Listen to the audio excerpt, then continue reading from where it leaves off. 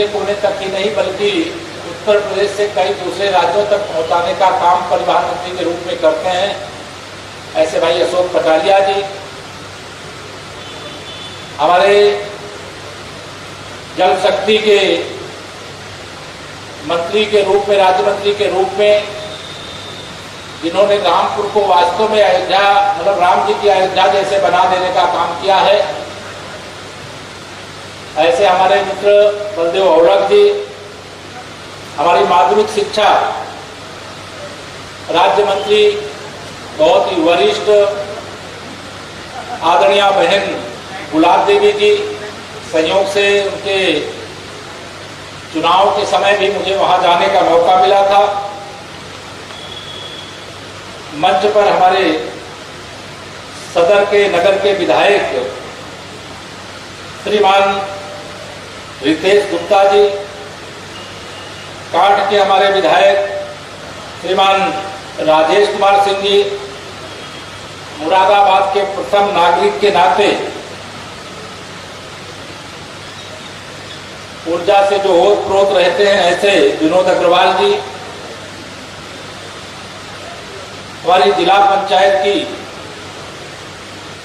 अध्यक्ष डॉक्टर सैफाली सिंह जी, जो यहाँ के अध्यक्ष है, बाकी और मेरे सब कई अध्यक्ष आए हैं, मैं उनका भी नाम इस समय लेना चाहूंगा। रामपुर से श्रीमान ख्याली राम लोधी जी, हमारे बहुत वरिष्ठ और पुराने संगठन के कर्ता धर्ता हैं। अमरोहा से ये हमारी बहन ललित तंवर जी, नहीं सॉरी ललित तंवर, हमारे पूर्व सांसद श्री कंवर सिंह तंवर जी के सुपुत्र ललित तंवर जी, हमारे संबल की अध्यक्ष बहन अनामिका यादव जी, हमारे प्रदेश के उपाध्यक्ष जो हम 2014 में 7 लोकसभा में गए थे, सांसद आदरणीय सत्यपाल सिंह सैनी जी, 2014 में हमारे साथ ही सांसद रहे डॉक्टर यशवंत सिंह जी, हमारे मंच पर भारतीय जनता पार्टी के हमारे अध्यक्ष मुरादाबाद के महानगर के और जिले के श्रीमान राजपाल सिंह चौहान जी और धर्मेंद्र मिश्र जी, हमारे क्षेत्रीय महामंत्री के नाते दायित्व निर्वाह करने वाले हरिओम शर्मा जी, हमारे अमरोहा के सम्मानित विधायक त्रय श्री राजीव तरारा जी, आदरणीय संगीता चौहान जी, श्री महेंद्र सिंह खड़गवंशी जी, हमारे संबल के विधायक श्रीमान अजीत उर्फ राजू यादव जी, हमारी रामपुर से विधायक बहन राजबाला सिंह जी, हमारी बिजनौर से विधायक बहन कमलेश सैनी जी, हमारे विधायक श्री ओम कुमार जी, हमारे साथी विधायक श्री कुंवर सुशांत कुमार सिंह जी, मंच पर हमारे बाकी जिलों के सम्मानित अध्यक्ष गणोमवीर जी खड़गवंशी जी भी आए हुए हैं। हमारे राज्य मंत्री का उत्तरदायित्व तो खादी ग्राम उद्योग बोर्ड के रूप में निर्वाह करने वाले हमारे बहुत ही प्रिय साथी गोपाल अंजान जी, पिछड़ा वर्ग आयोग के सदस्य श्रीमान गिरीश वर्मा जी, अनुसूचित जाति जनजाति आयोग की सम्मानित सदस्य आदरणीय साध्वी गीता प्रधान जी, पूर्व जिला पंचायत अध्यक्ष बहन मिथिलेश रानी जी, हमारे विधानसभा के प्रत्याशी रहे जुझारू साथी रामवीर सिंह जी, सुरेश सैनी जी, हमारे बाल संरक्षण आयोग के सदस्य डॉक्टर विशेष गुप्ता जी, और यहाँ पर श्री ऋषिपाल जी जो नगर पालिका के अध्यक्ष के नाते यहाँ पर उपस्थित हैं, और भी मंच पर और मंच के सामने बहुत जिम्मेदार लोग हैं। मैं बहुत नाम पढ़ता रहूंगा तो बहुत समय लगेगा। ऐसे यहाँ सोशल डिस्टेंसिंग का पालन करते हुए उपस्थित हुए सभी भारतीय जनता पार्टी के हमारे कार्यकर्ता साथी बहनें, सभी हमारे पत्रकार मित्र, जिले के सभी अधिकारी और हमारे लोक निर्माण विभाग और सेतु निगम के सभी यहाँ पे वरिष्ठ अधिकारी उपस्थित हैं, मैं सबके सामने सबसे पहले तो आपको यह बताते हुए मुझे खुशी है कि आज जब मैं यहाँ मुरादाबाद मंडल के लोकार्पण शिलान्यास के कार्यक्रम में आ रहा था तो मैंने सोचा कि जब यहाँ चल रहे हैं तो कुल कितनी परियोजनाएं हैं जिनका आज हम यहाँ लोकार्पण शिलान्यास का कार्यक्रम कर रहे हैं। वैसे विवरण हमारे पत्रकार मित्रों को डिटेल यहाँ सूचना अधिकारी और हमारे विभागीय अधिकारी लोग आपको उपलब्ध करा देंगे, लेकिन आज के जो कुल काम यहाँ पर जिनका लोकार्पण और शिलान्यास किया जा रहा है कुल 363 काम हैं। 779 किलोमीटर लंबाई के और 602 करोड़ रुपए की 6 अरब 2 करोड़ रुपए की परियोजनाएं जिनके पत्थर यहां पर आप सबको दिखाई दे रहे हैं।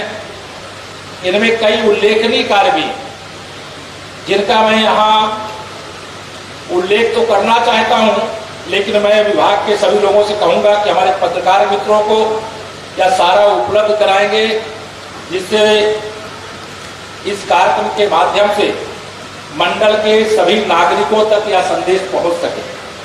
मेरे पास हमारे सभी माननीय ये जो उत्तर प्रदेश के अंदर आप विकास की गंगा बहती हुई देख रहे हैं, इसमें केवल मेरा योगदान नहीं है, इसमें निश्चित तौर से यहाँ की जनता ने जिन लोगों को चुन करके भेजा, मैं यहाँ की जनता जनार्दन का भी अभिनंदन करता हूँ, क्योंकि चाहे जितनी सड़कें और सेतु बन जाए लेकिन जो कुछ भी बकाया रहता है उसके लिए निरंतर प्रयास करने वाले चाहे हमारे माननीय मंत्रीगण हो और चाहे हमारे माननीय विधायकगण और चाहे हमारे संगठन के जिम्मेदार पदाधिकारीगण, उन्होंने लगातार डिमांड किया है और उत्तर प्रदेश सरकार का खजाना तो खुला ही है मुरादाबाद मंडल के लिए, लेकिन प्रदेश सरकार के खजाने से भी न कोई कमी होने दिए हैं और न होने देंगे, या आप सबको यहाँ पर आश्वासन में देकर के जा रहे हैं।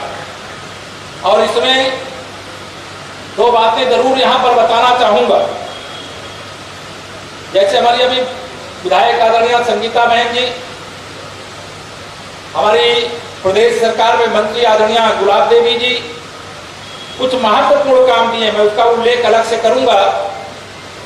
हमारे राजेश कुमार सिंह जी जो हमारे कर्ण के विधायक हैं, उन्होंने घोषणा में कहा कि इसको घोषणा कर दीजिए, ये घोषणा हो गई है, मैं कागज यहाँ विभागीय अधिकारियों को दूंगा और जो घोषणा का यहाँ पर के कागज दिए जाएंगे, मैं अपेक्षा करूंगा कि 15 दिन के अंदर उनके आंकड़न बना करके मुख्यालय आप उसको प्रेषित करने का काम करेंगे। साथ ही राजीव तरारा जी, उन्होंने कुछ परियोजनाएं दी है, उसको भी मैं घोषणा में ही शामिल करता हूं। अभी बहन हमारी गुलाब देवी जी ने चंदौसी में एक बलिदानी वीर जो प्रदीप यादव जी के नाम से मार्ग के नामकरण का निर्माण करने का विषय रखा है, उसके संबंध में मैं आप सबको जानकारी यह देना चाहता हूं। हम लोग की जो सरकार है वह सरकार हम मानते हैं कि केवल हमारी भारतीय जनता पार्टी सरकार नहीं, उत्तर प्रदेश के 24 करोड़ जनता की भावनाओं के अनुरूप काम करने वाली सरकार। और इस क्रम में बलिदानी देश के लिए बलिदान देने वाले विनोद यादव जी के नाम की सड़क की तो घोषणा मैं कर ही रहा हूं, लेकिन हमने लोक निर्माण विभाग में यह नीतिगत फैसला किया देश की रक्षा के लिए और प्रदेश के नागरिकों की सुरक्षा के लिए। अगर देश के लिए लड़ते लड़ते किसी का बलिदान होता है और प्रदेश के नागरिकों की रक्षा करने के लिए अगर हमारे कोई पुलिस के जवान और अधिकारी का बलिदान होता है, तो ऐसे बलिदानी वीरों के नाम से उनके गांव, उनके मोहल्ले, जहां के वो निवासी हैं, वहां की सड़क को हम जय हिंद वीर पथ के नाम से ऐसे बलिदानी का स्मरण सदा सर्वदा बना रहे, वह बनाने का काम पूरे प्रदेश में कर रहे हैं।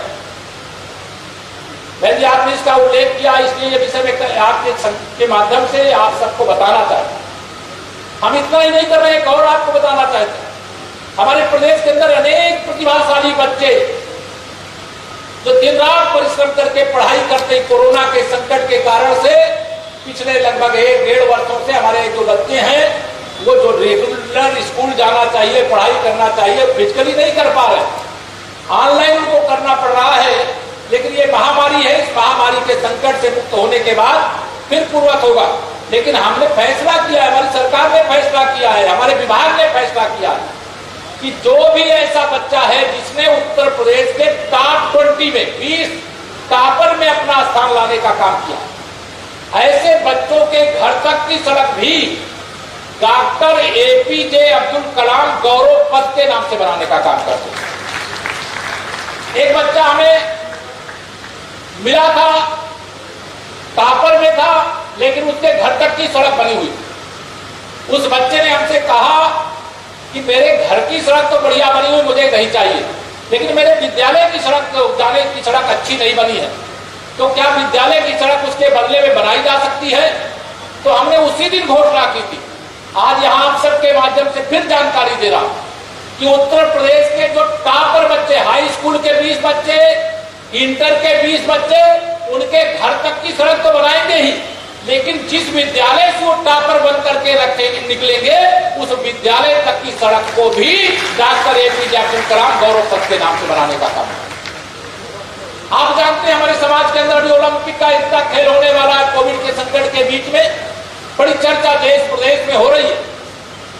अब बड़े बड़े खिलाड़ी जाते हैं, पूरी दुनिया के खिलाड़ी होते हैं, उन खिलाड़ियों के बीच में से कोई पदक जीत करके लावे, किसी अंतरराष्ट्रीय खेल में पदक जीत करके लावे, किसी राष्ट्रीय खेल में पदक जीत करके लावे। उत्तर प्रदेश के अंदर का जो रहने वाला है, कोई भी खेल में राष्ट्रीय और अंतरराष्ट्रीय पदक जीत करके लाने वाले खिलाड़ी के सम्मान में मेजर ध्यानचंद विजय पथ के नाम से उनके घर तक की भी सड़क बनाने का काम है। कोई आईएएस की परीक्षा में टॉप किया है, उत्तर प्रदेश का है, तो उनके घर तक की सड़क को भी हम स्वामी विवेकानंद मार्ग के नाम से बनाने का काम करते हैं। हम ऐसे तमाम काम रचनात्मक इसलिए करते हैं, हमें सड़क बनाना, लेकिन किसी ऐसे बच्चे के लिए, किसी ऐसे बलिदानी के लिए, किसी ऐसे खिलाड़ी के लिए, और जो बच्चों की सड़क के सम्मान में सड़क बनती, बच्चों का फोटो लगवाते हैं, उनके परिवार को उद्घाटन और शिलान्यास में बुलवाते हैं। और मैं आह्वान करता हूं अपने सभी प्रदेश के बच्चों को भी, बढ़िया पढ़ाई करो, टॉपर बनो। और जो हमारे कॉलेज के प्रबंधन के लोग हैं, आचार्य लोग, उनका भी आह्वान करता हूं, जो हमारे खिलाड़ी है, परिश्रम करो, देश के लिए दुनिया का पदक जीत करके लाओ, प्रदेश के लिए दुनिया और देश का पदक जीत करके लाओ।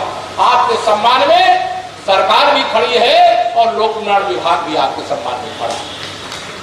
अभी मैंने अयोध्या गया था, मैं अयोध्या मंडल की सड़कों के शिलान्यास और लोकार्पण का कार्यक्रम, मैंने वहां पर एक घोषणा की। अयोध्या आंदोलन कोई साधारण आंदोलन नहीं है। श्री राम जन्मभूमि आंदोलन विश्व का सबसे बड़ा आंदोलन रहा है, सबसे बड़ा संघर्ष रहा है, और 500 साल की लड़ाई गई। हमने घोषणा की कि जो राम भक्त जिनके बारे में हमें नहीं जानते, कोई बात नहीं, लेकिन 30 अक्टूबर और 2 नवंबर 90 हम जानते हैं, या जिनके बारे में और जानकारी मिलेगी, और उत्तर प्रदेश के अंदर ऐसे बलिदानी राम भक्तों के नाम से हम मार्ग बनाने का काम करेंगे, उनके नाम से मार्ग बनाने का काम करेंगे, कार सेवक मार्ग के रूप में वह जाना जाए। बड़ी चर्चा विरोधियों ने शुरू कर दी, अरे राम भक्तों के नाम से कैसे सड़क बनाई जा सकती, कार सेवकों के नाम से कैसे बनाई जा सकती है? अरे हमने कहा क्यों नहीं बनाई जा सकती है? जब औरंगजेब के नाम से सड़क यहाँ पर बनी रह सकती है, तो राम भक्त कार सेवकों के नाम से बननी चाहिए कि नहीं बननी चाहिए? वो बनाने का किसी के पेट में दर्द होने लगता है। ये दर्द किसको होता है? तुष्टीकरण की राजनीति करने वालों को होता है। अब तुष्टीकरण की राजनीति नहीं चलेगी, या तो बलिदानियों का सम्मान है जो नियत थे, अयोध्या गए थे, श्री राम जय जय राम कह रहे थे, आप उन पे गोली चला करके आपको मार डालने का काम करोगे, तो जो सम्मान आज हमारा दायित्व है हमें देने का, हमको सम्मान देने का काम कर रहे हैं। मैं आप सबके बीच में आज यहाँ पर यह भी बताना चाहता हूं, हमारे प्रदेश में जब से सरकार बनी, सरकार बनने के बाद आप किसी भी क्षेत्र में ध्यान नजर दौड़ाएंगे, विरोध करने वाले ऐसा नहीं कि नहीं है।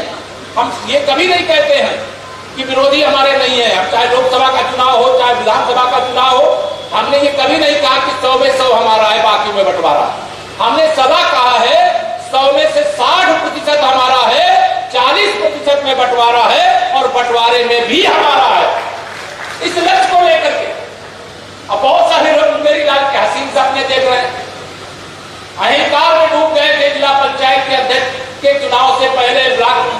चुनाव से पहले ऐसे बयान दे रहे थे जैसे लग रहा था कि बस सत्ता तो उनको प्रदेश की जनता सौंपने ही जा रही है।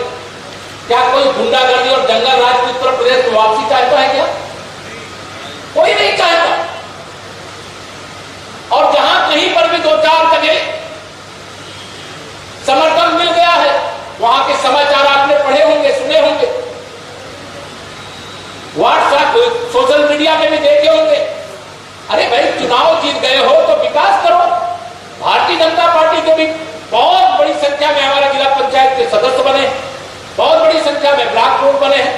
एक घटना गंभीर रूप से थी, उसको सरकार ने संज्ञान लिया, अधिकारियों को भी दंडित किया, जो दोषी उसको भी दंडित किया। लेकिन हमारे लोगों के द्वारा अराजकता की जाए, ये हमारी पार्टी का लक्ष्य नहीं है। हमारी पार्टी का लक्ष्य है सुशासन देना, जिस राम राज्य की परिकल्पना करते हैं उस दिशा में आगे बढ़ना। हमारा लक्ष्य है विकास करना, और विकास एक क्षेत्र का नहीं, सभी क्षेत्र का विकास करना, समग्र विकास करना।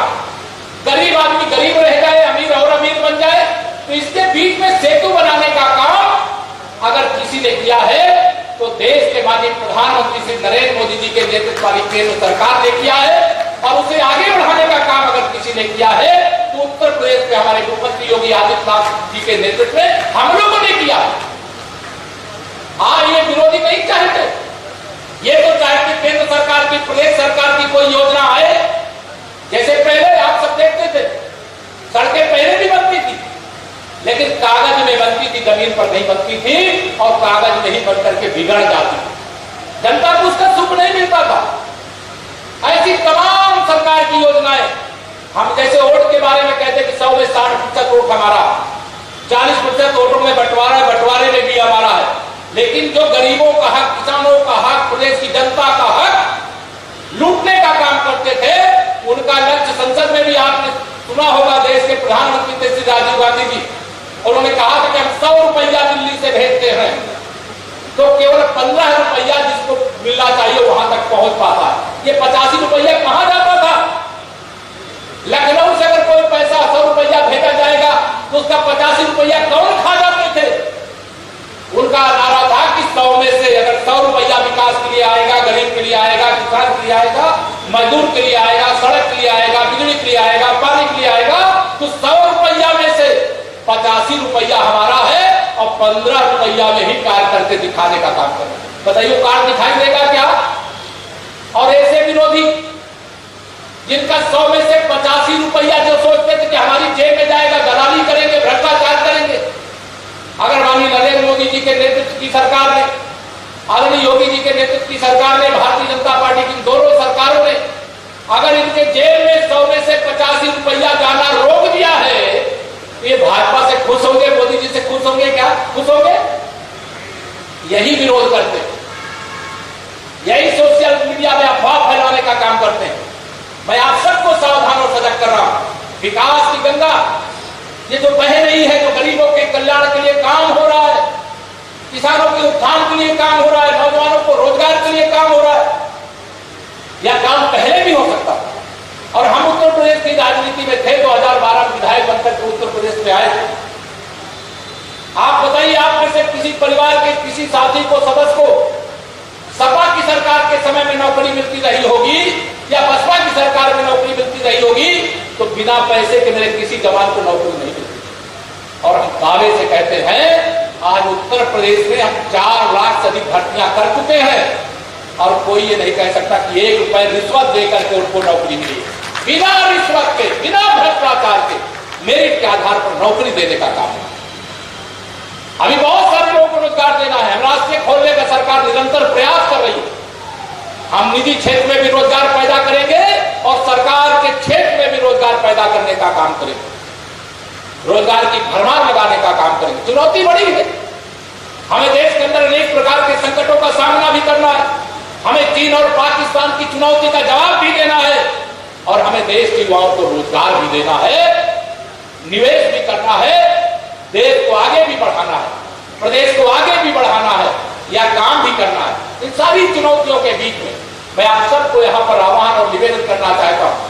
अब ये पंचायत के चुनाव संपन्न होने के बाद बड़ी बड़ी चर्चाएं, यहाँ बहुत सारे छोटे छोटे दल बना करके नारे लगा रहे हैं कि हमारा एक ही लक्ष्य है, अगर 2024 में नरेंद्र मोदी जी को दिल्ली में आने से रोकना है तो उत्तर प्रदेश के अंदर भारतीय जनता पार्टी को रोक देना है। ये लक्ष्य लेकर के काम कर रहे हैं। क्या ये सफल हो पाएंगे? क्या सारे विरोधी एक ही लक्ष्य, यूपी में बीजेपी को नहीं आने देंगे तो दिल्ली में मोदी जी नहीं आने पाएंगे। मेरा विश्वास है, मेरा भरोसा है, प्रदेश की जनता के ऊपर है, प्रदेश भारतीय जनता पार्टी के एक एक कार्यकर्ता के ऊपर है। जैसे हम लोगों ने 2014 का लोकसभा चुनाव जीता, जैसे 2017 का विधानसभा चुनाव जीता, जैसे 2019 में सपा बसपा के गठबंधन के बाद भी उत्तर प्रदेश से 64 सांसद जिताने में सफल हो गए थे, वैसे ही 2022 में फिर 300 से अधिक सीटें जीत करके उत्तर प्रदेश में भारतीय जनता पार्टी सरकार बनाने का काम करेंगे। मोदी जी को रोकोगे? उत्तर प्रदेश की जनता जाग रही है, सोई नहीं है। देश का नेतृत्व मोदी जी के हाथों में अभी कितने समय तक के लिए जरूरी है, यह देश भली प्रकार से जानता है, देश का गरीब जानता है, किसान मजदूर जानता, नौजवान जानता। ये सब घोटालेबाज, ये भ्रष्टाचारी, ये विकास नहीं चाहते। इतने पत्थर लगाने का काम ये लखनऊ में करते थे। आप सब देखते हो, जब हमारी सरकार बनी मैंने पूछा जरा ये बताइए श्री अखिलेश यादव की उसमें बहुत पत्थर कहाँ गए? कहे कि कहीं कूड़े के ढेर में पड़े हुए हो। लेकिन हमारी सरकार के समय में पत्थर जो यहाँ लग रहा है, सारे अधिकारी कान खोल करके सुन ले। हमारे माननीय चारों मंत्रीगण यहाँ पर बैठे, उनका समय लीजिए। हमारे सभी माननीय विधायक और सांसदगण हैं, उनका समय लीजिए। और यह जो पत्थर आज यहाँ पे लोकार्पण शिलान्यास के रूप में लगाया गया है, अगले 30 तारीख से पहले 31 जुलाई से पहले यह सारे पत्थर जहां के लिए है वहां लग जाए। समय लेकर के वहां कार्यक्रम करिए और वहां जाकर के इसके बारे में बताइए। और इसकी रिपोर्ट मुझे चाहिए। मैं माननीय जनप्रतिनिधियों से भी निवेदन करता हूँ, माननीय मंत्रीगणों से भी निवेदन करता हूँ, कहीं कोई ढिलाई रह जाए तो आप अवगत कराइए। लापरवाही बर्दाश्त नहीं। हमारा विकास लक्ष्य है, जो काम जनता का है, जनता को सौंपने के लिए, जनता को बता करके सौंपने के लिए हम उनको सौंपने का काम करें। अभी बहुत सारा काम करना बाकी है। हम नहीं कह रहे कि हम इसके बाद 2022 में सत्ता में आएंगे कोई काम ही नहीं बचेगा। अभी मैं सेतु निगम का ले रहा था डिटेल। अब सेतु निगम का डिटेल लेते हुए मैंने पूछा कहां कहां क्या क्या काम चल रहा है। तो अभी मुझे विशेष तौर से जो बताया गया है उसमें मुरादाबाद का जो आपका गाजियाबाद मुरादाबाद रेल सेक्शन संपर्क संख्या 1 है, उसमें 72% काम तो हो गया। अभी 28% काम बाकी है। और मैं स्पष्ट कह रहा हूं, सेतु निगम के जो अधिकारी वो भी ध्यान दें और रेलवे के अधिकारियों से भी बात करें, जो जरूरत हो शासन को उपलब्ध कराएं। मुझे 2022 के चुनाव से पहले इस सेतु से होकर के जो जनता जनार्दन जाए, चाहे मेरे विधायक और सांसद जो चुन करके आने वाले वो जाए, उससे पहले बना करके देने का काम करें। इसी प्रकार से अनेक संख्या है, उसका मैं बहुत नंबर है। रामपुर में तो बाढ़ लगी हुई है, मुरादाबाद में ये और आपका जाती नदी पर है एक पुल, इसके भी 69% काम पूरा हो गया है। 2 माह के अंदर इसको भी पूरा करने के लिए मैंने अभी कहा है। और जो काम 50-60% हो गए हैं उसको हमारी अपेक्षा है कि हम 2022 के चुनाव में जाने से पहले उसको कंप्लीट करने का काम करें। आज कुछ लोकार्पण हो रहे हैं, बिजनौर के भी कई काम हैं, लेकिन बिजनौर के 3 काम हैं। एक पूरा हो गया, लोकार्पण आज हो रहा है। एक 99% काम पूरा हो गया, 1% केवल बाकी, उसको जल्दी पूरा करने का निर्देश दिया है। इसी प्रकार से एक माननीय सर्वोच्च न्यायालय के समक्ष वाद है, वो जल्दी से जल्दी निस्तारित हो जाए। 89% काम उसमें हो गया है, उसे बाकी पूरा करने का काम करेंगे। ऐसे मुरादाबाद के अंदर और भी कई परियोजनाएं हैं जिसका विवरण देंगे, चाहे वो मुरादनगर शहर का हो, ठाकुरद्वारा का हो, कांड का हो, कुदरती का हो, नगर का हो। वह सारा का सारा काम सर्वोच्च प्राथमिकता के आधार पर करने का मैं खुले आम मंच से निर्देश दे रहा हूं। और मुझे प्राथमिकता के आधार पर यह काम कंप्लीट चाहिए। अभी मेयर साहब अभी आप भी कह रहे हैं, इसीलिए मुझे लगता है रितेश भी इसीलिए कह रहे थे, मुरादनगर की सीमा में अंदरूनी भाग रामपुर 0 पॉइंट से लोकोपुल तक इसका सुदृढ़ीकरण करना है, इसका नवीनीकरण करना है, थोड़ा उसमें समस्या है, उसको भी बहुत प्राथमिकता के आधार पर करें। और नगर निगम क्षेत्र के अंदर लोक निर्माण विभाग के अंतर्गत जो भी सड़कें हैं उसको तत्काल चिन्हित करके उसको सुधार करने का काम करें। मैं आप सब लोगों को यहाँ पर आह्वान और निवेदन करते हुए लंबी बातें नहीं करूंगा, क्योंकि अभी मुझे यहाँ से गोरखपुर जाना और गोरखपुर जाने के लिए आपके माननीय हमारे कार्यक्रम के अध्यक्ष और कैबिनेट मंत्री आदरणीय भूपेंद्र जी को भी अपने साथ मुझे लेकर के जाना है, अध्यक्षता कर रहे हैं, उनका उद्बोधन भी सुनना है। लंबी बात नहीं करूंगा, लेकिन एक बात में बात अपने कार्यकर्ता साथियों के लिए हर जगह कहता हूं और यहां भी कह करके जा रहा, जो भी अधिकारी कर्मचारी इसको आदेश माने, संदेश माने और इसका अनुपालन सुनिश्चित करें। भारतीय जनता पार्टी का कोई भी कार्यकर्ता है, कोई पदाधिकारी है, उस कार्यकर्ता को उप मुख्यमंत्री से कम ना समझे, या मैं स्पष्ट तौर पर कह सकता हूं। अगर उसके द्वारा कोई काम बताएगा तो सर्वोच्च प्राथमिकता के आधार पर समाधान करके उस कार्यकर्ता को, उस पदाधिकारी को अवगत कराने का काम करें।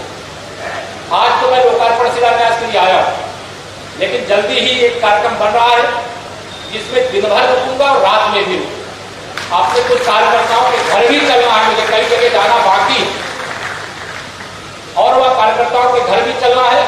इस बार मैंने जरूर निवेदन किया है अपने माननीय सभी संगठनकर्ताओं से, अपने जनप्रतिनिधियों से, इस बार आप कार्यक्रम ऐसा तो बनाइएगा कि मेरे बूथ अध्यक्ष के यहाँ, मेरे सेक्टर के प्रमुख के यहाँ, मेरे मंडल अध्यक्ष के यहाँ, ऐसे वरिष्ठ कार्यकर्ताओं के यहाँ ले चलिएगा।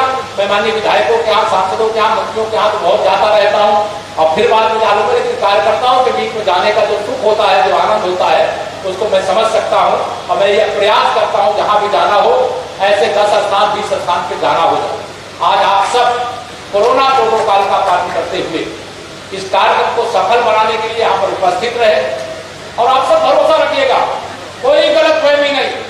2022 में मैं तो आज मुरादाबाद में खड़े होकर के कह रहा हूँ, आप पश्चिम से लेकर के पूरब तक, आप बुंदेलखंड से लेकर के रोहेलखंड तक, जहां तक पता करना हो पता करिएगा। ये भ्रम फैलाने वालों से सजग रहिएगा और लोगों को सजग करिएगा। इनका कहीं अभी जनता की नजर में आता पता नहीं है। जब उनको समाजवादी पार्टी की गुंडागर्दी याद आती है, जब गुंडागर्दी याद आती है तो लोगों की रूह कांप जाती है। राइफल और बंदूक तो ऐसे गुंडे अपराधी लेकर के बड़ी बड़ी लग्जरी गाड़ियों में चलते थे कि आम जनता ही नहीं, उस समय पुलिस और प्रशासन के लोग भी ऐसे गुंडे और अपराधियों से जो नेता बन गए थे उनसे भयभीत होते थे, भयभीत होते थे। आज उनकी राइफल और बंदूक कहां चली गई? आज उनकी गुंडागर्दी कहां चली गई? उनको या तो जेल के सीटों में फूस देने का काम किया गया, अन्यथा इतनी कठोर कार्रवाई करने का काम किया गया है कि प्रदेश छोड़कर के भाग गए। आप भरोसा रखिएगा, कोई कितने भी बड़े पद पर हो, कोई किसी भी पार्टी का हो, अपराधी और अपराधी सिर्फ अपराधी और अपराधियों के प्रति कोई रहम न किया गया है और न किया जाएगा। बड़ी मेरे पत्रकार साथी, अभी मैं जानता हूं क्योंकि मैं बोले दे रहा हूं, जिससे आप ज्यादा सवाल मुझसे नहीं करें। जनसंख्या, बढ़ती हुई जनसंख्या को लेकर के उत्तर प्रदेश सरकार ने कदम आगे बढ़ाए, बड़े सवाल उसके आप बताइए, कोई भी परिवार उसके पास जो संसाधन है, अगर कुछ चीजें व्यवस्थित नहीं की जाएंगी, जनसंख्या को नियंत्रित करने के लिए कदम नहीं उठाया जाएगा, तो यह संसाधन कितने दिन तक काम आएंगे? जनसंख्या नियंत्रण के लिए जो सरकार कदम उठा रही है वो जरूरी है, प्रदेश के हित में है, देश के हित में है, लोगों के जीवन स्तर को सुधार करने। विरोध करने वाले कहेंगे चुनावी, अरे श्री अखिलेश यादव जी, श्री राहुल गांधी जी, मायावती जी, हमारी सरकार को उत्तर प्रदेश की जनता ने 5 वर्ष के लिए पहले कार्यकाल में चुना और अभी हम 25 साल और सत्ता में जनता के आशीर्वाद हो रहे हैं। कहते चुनाव का समय आ गया, तो चुनाव का समय आ गया तो क्या काम करना बंद कर देंगे क्या? जनता की जो सेवा है वो सेवा करना बंद कर देंगे क्या? सरकार जिस दिन तक आचार संहिता लागू नहीं होती अगले चुनाव की, अंतिम दिन तक बड़े से बड़े और कड़े से कड़े निर्णय लेने में पीछे नहीं हटे। गरीब का हित हमारी प्राथमिकता है, उनके जीवन स्तर में सुधार करना हमारी प्राथमिकता है, कोई भूखा न रहे हमारी प्राथमिकता है। कोरोना के महासंकट का सबने, देश ने, प्रदेश ने सामना किया है, कितनी कठिनाइयों का सामना करना पड़ा है। अब कोरोना महामारी से निपटना हमारी प्राथमिकता है। अब यह सारी प्राथमिकता चीन हमारे आंख दिखाए और हम हाथ जोड़ करके खड़े हो जाए, ये 56 इंच के सीने वाले को स्वीकार नहीं। अब आज चीन का जवाब पत्थर से दिया जा रहा है तो उसमें भी दर्द होता है कांग्रेस को। पाकिस्तान प्रायोजित आतंकवादियों को मौत के घाट जब हमारे देश के वीर जवान जम्मू कश्मीर के अंदर उतारने का काम कर रहे हैं तो उसमें भी इनको दर्द होता है। धारा 370 हट जाती है, 35 से हट जाता है, तब वीर को परेशानी होती है। अयोध्या में रामलला की जन्मभूमि पर भव्य मंदिर निर्माण हो रहा है, इनकी छाती फटती है। क्यों फटती है भाई छाती आपकी? हमको जनादेश मिला है, हम देश के हित में काम कर रहे हैं, जो वादे किए उनको निभाने का काम कर रहे हैं। और जो विरोधी संकल्प पत्र की हमारे बात कर रहे हैं, अगर ना पढ़े तो पढ़ करके बोला करे, पढ़ करके चैनल पे जाया करें। जितने वादे किए गए थे उसमें से हमने 98% वादे पूरे कर दिए। बाकी वादे पूरे करने का काम भी कर रहे हैं, आगे भी करेंगे। अपना संकल्प पत्र निकाले, जो उन्होंने वादा किया था अपनी सरकार के कार्यकाल में क्या किया। तुलनात्मक ध्यान रखिएगा, अध्ययन करिएगा। ये भ्रष्टाचारी लोग, गुंडागर्दी करने वाले लोग, गरीबों को सताने वाले लोग, उत्तर प्रदेश को उद्योग विहीन करने का लक्ष्य रखने वाले लोग, तमाम इनके लक्ष्य हैं। इनका लक्ष्य केवल अपना पेट भरता, भाड़ में जाए जनता रहता है, लेकिन हमारा लक्ष्य ये नहीं है। हमारा लक्ष्य एक ही है, राम राज्य। हमारा लक्ष्य है सुशासन, हमारा लक्ष्य है विकास, हमारा लक्ष्य है प्रदेश की 24 करोड़ जनता के लिए एक भाव, सबका साथ, सबका विकास, सबका उत्थान, सबको सम्मान देना। ऐसे हिंदुस्तान का निर्माण करना, ऐसे उत्तर प्रदेश को उत्तर प्रदेश बनाना, ये हमारी सरकार का लक्ष्य है।